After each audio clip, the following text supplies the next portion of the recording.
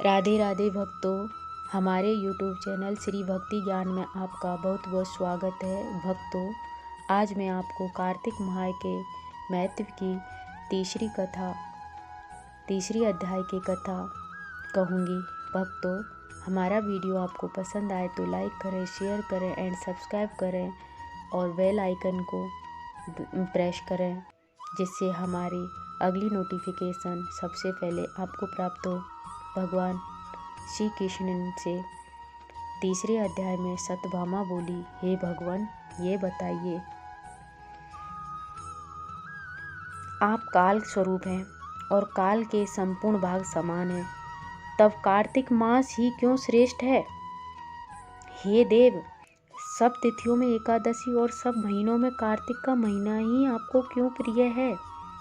श्री भगवान बोले, हे कांते, तुमने अच्छा प्रश्न किया। एकाग्र चित्र होकर बैन के पुत्र पृथु और महर्षि नारद का संवाद सुनो। जिसे पहले पृथु ने नारद से पूछा, तब नारद जी ने कार्तिक मास की श्रेष्ठता कही। नारद जी बोले, पहले सागर का पुत्र शंख नामक राक्षस त्रिलोकी के मतने में समर्थ हुआ। उसने संपूर्ण देवताओं को जीत स्वर्ग से निकाल इंद्र आदि संपूर्ण लोकपालों के अधिकार अपने हाथों में कर लिए। सब देवता उनके भय के मारे अपने स्त्री पुत्र आदि लेकर बहुत वर्ष पर्यंत सुमेरु पर्वत की गुफाओं में वास करते रहे। जब देवता गुफाओं में वास कर रहे थे, तब शंकासुर ने विचार किया, मैंने देवताओं को जीत तो लिया, तो भी वे बलवान मालूम होते हैं। हाँ, अब जान पड़ता है कि वे सब वेद मंत्रों से युक्त हैं। इससे उनके वेद मंत्रों का हरण करने से वे सब बलहीन हो जाएंगे। ऐसा विचार कर वह असुर भगवान विष्णु को नींद से ग्रस्त देख शंभु ब्रह्मा जी के लोक में जाकर वहां से वेदों को निकाल कर चलने को तत्पर हुआ। तब वे उसके भय के मारे यज्ञ के मंत्र और बीजों सहित जल में प्रवेश कर गए। तब तो वह शंकासुर भी उनको ढूंढता हुआ समुद्र के भीतर विचरण करने लगा, परंतु वेद एक स्थान पर कहीं प्राप्त नहीं हुए। पीछे से ब्रह्मा जी सब देवताओं को संग लेकर पूजा की सामग्री इकट्ठी कर वैकुंठ में भगवान विष्णु के शरण में गए। वहाँ उनके जगाने के निमित्त सब देवता गाना बजाने लगे और गंध धूप बार बार देने लगे। उनकी भक्ति से संतुष्ट होकर भगवान ने नेत्र खोले। अब सब देवता ने विष्णु भगवान के दर्शन किए और षोडशोपचार से पूजा करके दंडवत पृथ्वी पर गिर पड़े।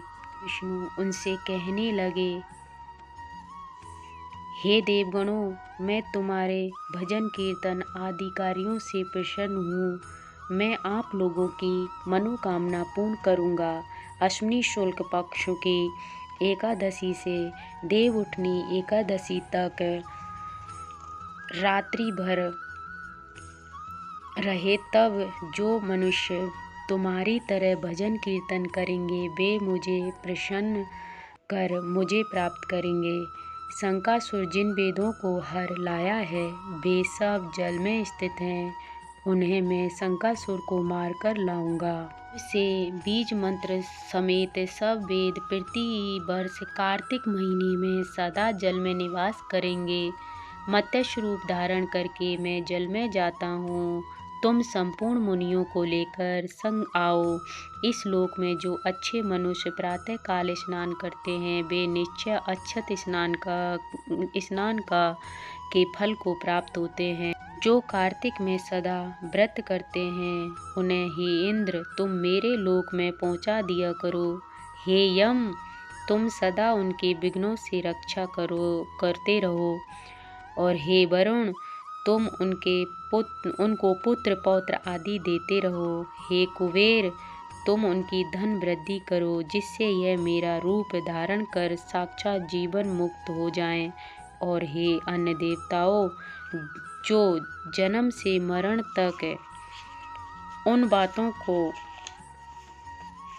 धारण करते हैं, वे तुम्हारे द्वारा भी पूज्य हैं, जैसे तुमने मुझे एकादशी को जगाया है, इसलिए यह तिथि सदा मनाने योग्य है। भक्तों, इस प्रकार